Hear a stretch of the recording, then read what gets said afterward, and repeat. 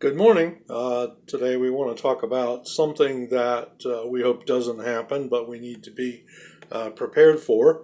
Uh, this has to do with emergency preparedness. If you've ever been the first one on the scene at an automobile accident or been working next to someone who had a traumatic injury at work, then you know how important that it is to know what to do. So often in the stress of the situation, we forget some of the basics. This can be such a stressful time, and your desire to help uh, in a hurry may provoke you to get a little foggy and perhaps not be quite so clear about what you should do and not really be able to remember what really the basics are. That's why it's important to know some of the basics of emergency response.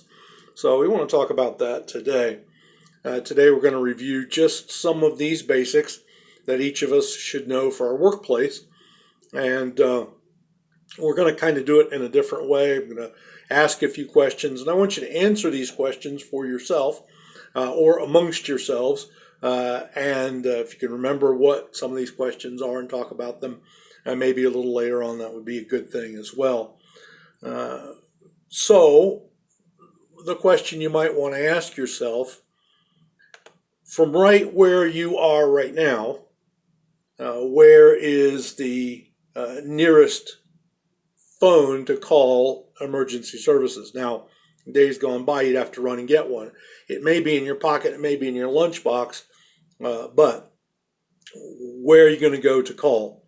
What number are you going to call for emergency services? You may have it on your phone.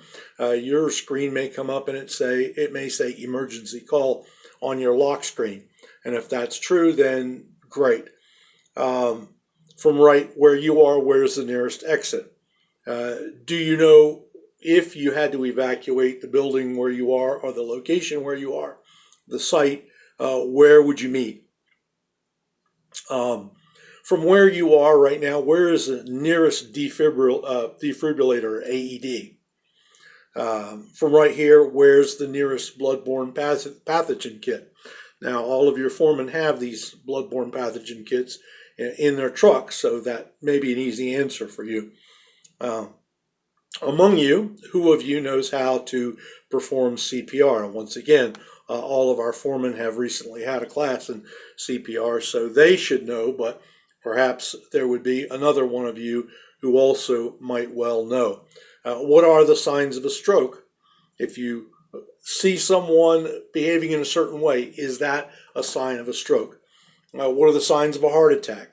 If the power were to suddenly go off, what would you do? Especially if you're in one of these half-built buildings that we tend to work in sometimes when we're doing renovations. If very severe weather was to suddenly approach, what would you do? From right here, where you are, where is the nearest first aid kit? Now, once again, your foremen all have first aid kits in their trucks, but do you know where it is in the truck so you could find it? These are just a few things that each of us should know while we're at work.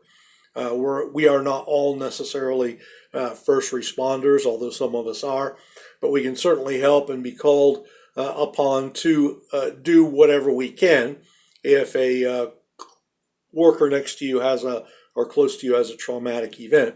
So think about the answers to these questions today, and maybe even take some of these questions away. Ask them to yourself, ask them at home. How do we handle these emergencies, and are we prepared for them? So I hope this causes you to think, and I hope it's useful to you, and you find that it's something to get your thinking along the lines of, what am I going to do? What if such and such happens? How do I respond? What will I do? Thanks very much. We'll talk later.